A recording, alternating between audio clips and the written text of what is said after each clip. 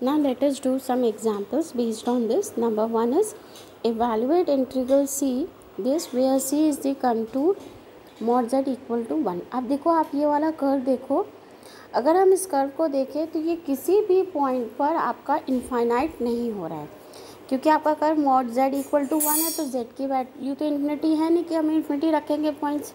z की दोनों value x और y दोनों की वैल्यूज आपकी फाइनाइट है, तो ये आपका एनालिटिक है एवरीवेयर, तो इसीलिए इसकी इंटीग्रल की वैल्यू कितनी हो जाएगी, 0।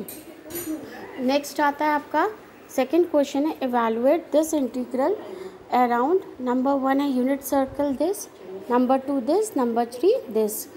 अब आपका ये दे रखा है इंटीग्रल, तो आप ये देखो, ये आपका फंक्शन एनालिटिक है एवरीवेयर, कोई z की वैल्यू के लिए इनफाइनाइट नहीं होगा, चाहे आप फर्स्ट पार्ट ले लो, चाहे सेकंड ले लो, चाहे थर्ड ले लो, क्योंकि तीनों आपका जो पॉइंट है वो फाइनाइट वैल्यू दे रहे हैं, तो आपका ये फंक्शन भी फाइनाइट देगा। इनफाइनाइट कब होता है, जैसे कोई फंक्शन हो एफ जेड अपॉन जेड, तो हम इस z की वैल्यू को देखते हैं कि हम अगर ये वैल्यू रख देते हैं, 0 रख देते हैं, तो ये फंक्शन हमारा इनफाइनाइट हो जाता है, इनफाइनाइट की वैल्यू वहाँ आती है, तो हम कहते हैं ये फंक्शन हमारा एनालिटिक नहीं है उस z इक्वल टू 0 पर।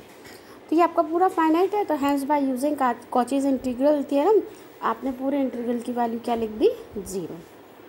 थर्ड है आपका verify Cauchy's theorem by integrating e to the power i z along the boundary of the triangle with the vertices this this and this. तो ये जो 1 प्लस आई है ये क्या हो गया, 1,1 पॉइंट, -1, आई क्या पॉइंट हो गया, -1,1, -1 माइनस आई क्या पॉइंट हो गया आपका, -1, -1। तो मैं आपको बताया था रियल पार्ट x का होता है और i का कोफिशिएंट आपका y का होता है, तो आपने ये ट्रायंगल बना लिया, ठीक है। तो 3 कर्व हो गए C1, C2, C3, देखिए C1, C2, C3। तो जो आपका इंटीग्रल होगा एफ जेड डी जेड होगा वो हो जाएगा आपका I1 plus I2 plus I3। I1, I2, I3 क्या है, ये लाइन्स है, C1 जो होगा I1 लाइन हो गई, C2 I2 और C3 I3।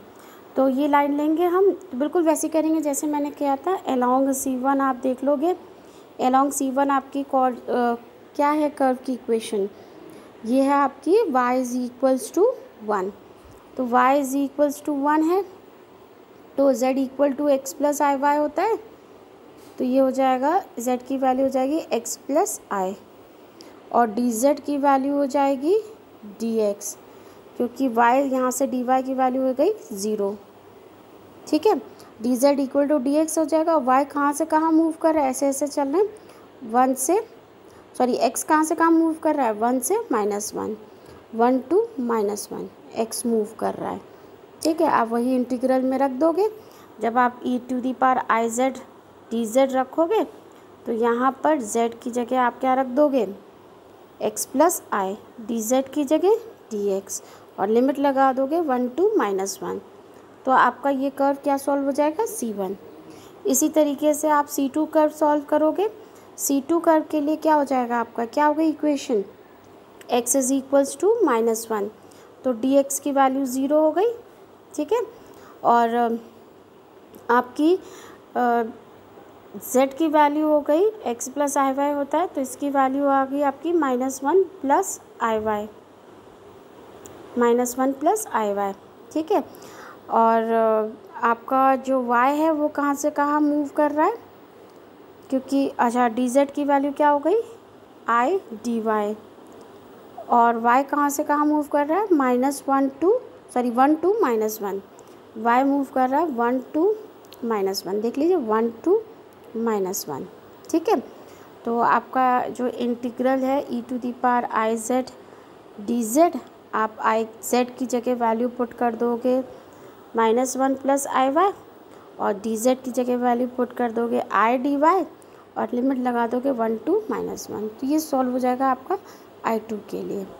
अब देखिए I3 के लिए चेक करें, I3 आपका ये रहा, ये C3 जो है ये आपका I3 है, इस पे आपकी इक्वेशन हो गई I3 के लिए हो गई y इक्वल टू एक्स, तो dy is equals to dx कर लीजिए, ठीक है। तो dz की वैल्यू हो गई आपकी d x plus i d y होता है, तो ये हो जाएगी 1 प्लस आई डी एक्स, और z equal to x plus i y होता है, तो z की वैल्यू हो जाएगी 1 प्लस आई एक्स। ठीक है, तो integral e to the power i z d z हो जाएगा आपका। और अच्छा, x कहाँ से कहाँ मूव कर रहा है, x कहाँ से कहाँ मूव कर रहा है, 0 to 1, sorry -1 to 1, x is moving from -1 to 1, यहाँ दिख रहा है ना, -1 से 1 मूव कर रहा है। तो -1 से 1 आपने ये लगा दिया, z की जगह आपने ये वैल्यू लिख दी, dz की जगह आपने ये वैल्यू लिख दी। सॉल्व कर लीजिएगा, i1 i2 i3 सॉल्व कर लीजिए, उन्हें ऐड कर दीजिएगा। देखिए ये ऐसे जैसे मैंने आपको समझाया वैसे वैसे इन्होंने 3 कर्व्स के अलॉन्ग सॉल्व किया, तीनों को ऐड कर दिया, उसकी वैल्यू 0 आ गई, हेंस प्रूव्ड। ठीक है, ये कुछ क्वेश्चंस है जो आप लोग को खुद करने हैं, first second third fourth fifth six seventh आप लोग सॉल्व कीजिएगा। जो प्रॉब्लम हो वो मुझसे पूछिएगा व्हाट्सएप में मेरे। ओके।